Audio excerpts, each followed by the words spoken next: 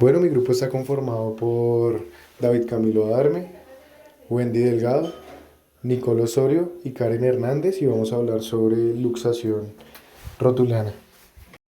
Recuento anatómico.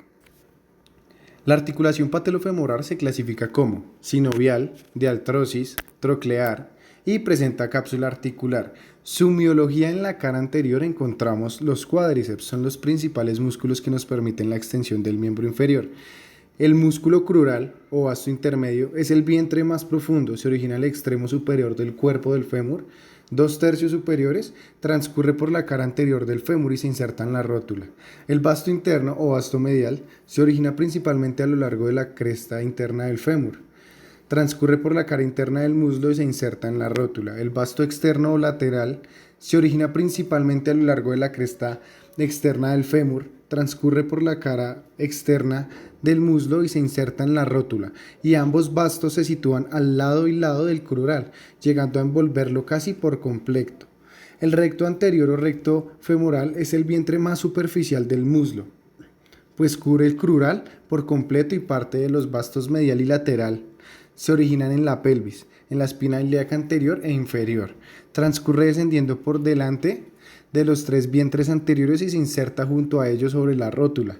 Los 4 vientres musculares se fusionan en un tendón común que se inserta en la rótula, dando lugar al tendón del cuádriceps, por encima de la rótula y pasando a forma de ligamento patelar o rotuliano que se inserta en la tuberosidad tibial. Principales síntomas que se presentan en la luxación de rótula o de rodillas son: dolor muy agudo, este no se ve con facilidad, es referido como virtualmente insoportable. O sea, la persona que padece este síntoma no soporta el dolor. Otro de sus síntomas es la limitación marcada de la movilidad en la rodilla. Esto quiere hacer referencia a que la persona que tiene este tipo de lesión no puede mover fácilmente la rodilla. Cuando la mueve, tiene un dolor muy insoportable. En un caso muy extremo, ya que la luxación sea muy grave, la persona puede presentar algún tipo de sangrado o derrame articular. Estos son los principales síntomas de la luxación de rodilla o rótula. Principalmente, una de las causas de luxación de rótula de rodilla se produce por un golpe o por un movimiento inadecuado.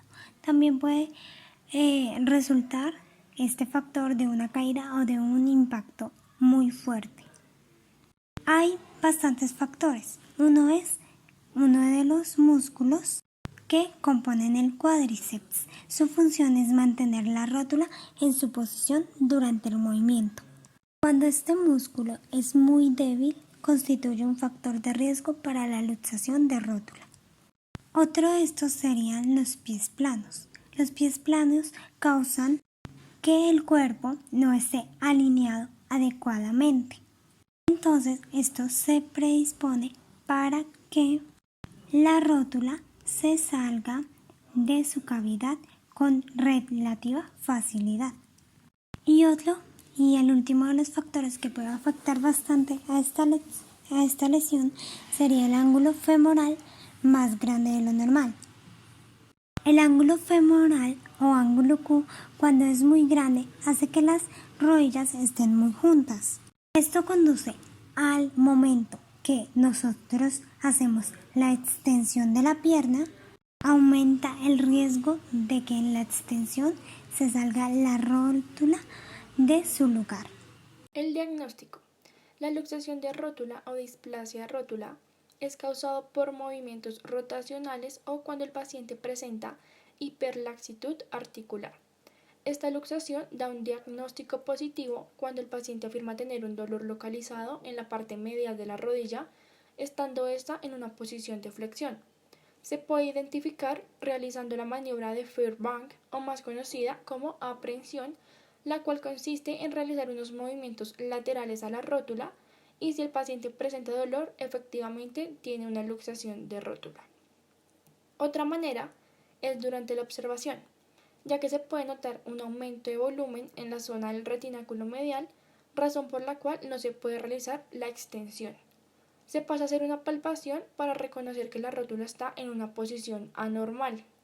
En este caso se suele afectar el ligamento patelofemoral medial y el cóndilo medial del fémur suele ser más prominente. Aparte, se realizan radiografías en una vista anteroposterior, lateral y axial con el fin de descartar una rótula bipartita o una fractura en la misma. Intervención del fisioterapeuta. La fisioterapia busca en primer lugar controlar las señales inflamatorias mediante reposo, aplicación de hielo y elevación de la pierna para disminuir el riesgo sanguíneo y inflamación.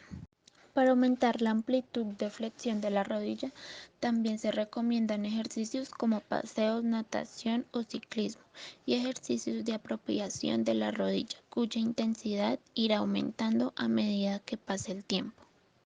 2 semanas después de la lesión colocamos férula, hielo, vendaje para recolocar la rótula y ejercicios isométricos de cuádriceps para garantizar su fortalecimiento y que la musculatura posterior de la pierna se pueda mover con normalidad. De 3 a 5 semanas después de la lesión, hacemos ejercicio de fortalecimiento y potenciación de cuádriceps, como extensión de la rodilla al borde de la cama o sentadillas apoyándose en la pared. Esto ayudará a que el paciente pueda soportar sobre la rótula su propio peso y aumentar la amplitud de su movimiento.